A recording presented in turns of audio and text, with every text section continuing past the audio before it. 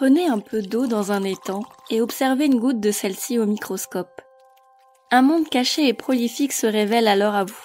Des créatures étranges grouillent dans tous les sens. Des crevettes miniatures, des vers, mais aussi des formes plus extravagantes. Un triangle isocèle, une courgette ciliée ou encore des mini-vaisseaux extraterrestres à 3 pieds. Cette simple expérience réalisée aujourd'hui n'a probablement pas la même saveur qu'au début du XXe siècle. Imaginez découvrir ce monde fascinant en 1905 et le frisson qu'a dû ressentir le jeune Édouard Chaton, scientifique en devenir. Grâce à son travail passionné et passionnant, la terra incognita que représente le monde des protistes n'est plus si mystérieuse. Édouard Chaton naît en Suisse le 11 octobre 1883. Ses rêves d'enfant sont peuplés de plantes magiques et de créatures extraordinaires. Ses rêves d'adulte aussi. À 22 ans, il est un jeune homme à la carrure impressionnante. Avec sa mâchoire volontaire et ses yeux brillants de curiosité, il renvoie une image d'une rigueur bienveillante. Son crâne déjà un peu dégarni à force d'avoir trop réfléchi adoucit ses traits. Nous sommes en 1905 et Édouard est en poste à la station océanographique de Bagnoul-sur-Mer dans les Pyrénées-Orientales. Sa carrière scientifique est sur le point de prendre un tournant décisif. Il termine bientôt sa licence de sciences biologiques et doit maintenant trouver un sujet de thèse. Son cœur a toujours balancé entre la botanique et la zoologie, les plantes ou les animaux, l'éternel dilemme. Dans les couloirs du laboratoire Arago de Bagnoul, il jouit d'une autonomie rare. Le directeur, Georges Pruvot, lui laisse le choix de son sujet d'étude. Édouard choisit les protistes, des organismes marins constitués d'une seule cellule. Un sujet délaissé par Pruvot lui-même, mais qui fascine Édouard depuis qu'il a rencontré ces créatures fascinantes dans une goutte d'eau salée prélevée à Bagnoul. Ce monde vertigineux dont on ne connaît rien à l'époque, il veut le découvrir et le comprendre. Le laboratoire Arago marque le début d'une carrière scientifique prolifique. Durant ce stage en 1905, Édouard fait une découverte étonnante. Des petites bestioles vivent dans l'intestin du plancton. Il se prend de passion pour elles, les observant pendant des heures les yeux collés aux oculaires du microscope. Il renseigne le moindre détail de ce qu'il voit et les dessine au pastel sec sur des planches qui brisent la frontière entre la science et l'art. Édouard comprend alors quelque chose de fondamental. Ces parasites du plancton sont des dinoflagellés. Cette idée va à l'encontre du dogme de l'époque. Les dinoflagellés ne sont pas des parasites. Mais les observations irréprochables d'Édouard prouvent que c'est bien le cas. Aujourd'hui encore, nos connaissances sur ces créatures qui appartiennent à la grande famille des protistes sont le fruit du travail d'Édouard. Après Bagnoul, il rejoint Paris et l'Institut Pasteur pour poursuivre sa spécialisation en protistologie, la science qui étudie les protistes. L'Institut scientifique vient de monter un laboratoire dédié à cette discipline. Dynamique et dirigé par des passionnés, c'est l'endroit idéal pour parfaire la formation d'Édouard. Tous les étés, il revient à Bagnoul où il finit par rencontrer Marie R. Il l'épouse en 1908 et le couple à la ville devient aussi un couple de laboratoire puisqu'ils signeront ensemble une dizaine de publications scientifiques. Mais la Première Guerre mondiale bouleverse la carrière d'Édouard. En 1914, il est mobilisé puis blessé l'année suivante.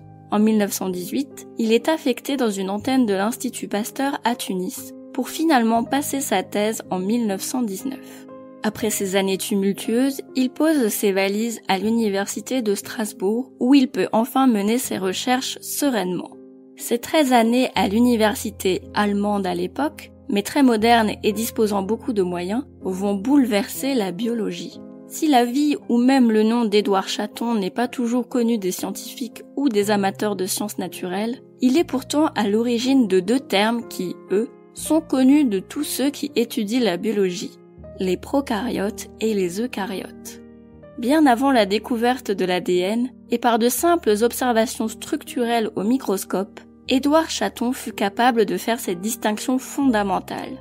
Les organismes à noyau rudimentaire, les prokaryotes, et les organismes à noyau vrai, les eucaryotes. Dans la première catégorie, on retrouve les bactéries et les archées, et dans la deuxième, les plantes, les algues, les champignons, les animaux et les chouchous d'Édouard, les protistes. En 1925, dans son laboratoire strasbourgeois, Édouard étudie une amibe prélevée dans le bassin à crocodile du Muséum d'histoire naturelle de Paris. Mais il ne parvient pas à la classer. L'amibe lui donne tant de fil à retordre qu'il finit par la baptiser Perplexa, un nom plutôt révélateur. Ce sont ses réflexions sur Perplexa qui l'amènent à proposer une réorganisation du vivant en 2 blocs fondamentaux, les eucaryotes et les prokaryotes. Une organisation qui, si elle s'est affinée au cours du temps, est toujours d'actualité aujourd'hui. En 1932, il quitte Strasbourg pour se rapprocher de la mer, à Montpellier, puis à Banyuls, qu'il n'a jamais vraiment quitté. Il termine sa carrière scientifique là où il l'a commencé, dans le laboratoire Arago, plus en tant qu'étudiant mais en tant que directeur. En 1944, le village est évacué pour échapper aux Allemands. Quand Édouard revient, il s'aperçoit avec effroi que son laboratoire est totalement dévasté. Il le remet sur pied, mais n'en profite que très peu.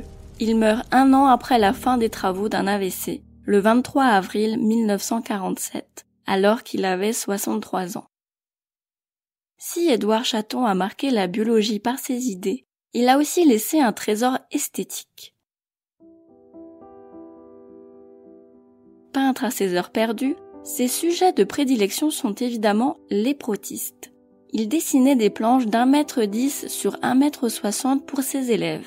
Ces dernières présentaient une foule de détails, faisant d'elles un support visuel de choix pour comprendre l'organisation complexe de ces créatures.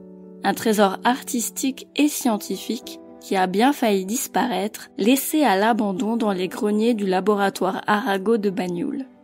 Moins connues que les planches d'Ernst Haeckel, celles d'Édouard sont tout aussi fascinantes. Il en a réalisé 125, dont seulement 72 ont été retrouvées et compilées dans un livre paru en 2020 aux éditions du CNRS, Les vies minuscules d'Édouard Chaton.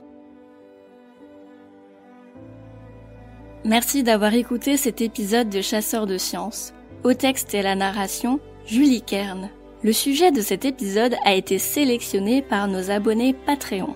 Si vous aussi vous voulez participer au prochain Chasseurs de sciences, rencontrer l'équipe ou encore accéder à Futura sans publicité, n'hésitez pas à nous rejoindre sur Patreon. Pour ne pas manquer nos futurs épisodes, cliquez sur le lien en description pour nous retrouver sur les plateformes d'écoute. Ou cherchez Chasseurs de sciences sur vos apps audio préférées. Rendez-vous dans 2 semaines pour un nouvel épisode avec Emma. Et pour ma part, je vous retrouverai dans 1 mois pour une future expédition temporelle dans Chasseurs de sciences. À bientôt!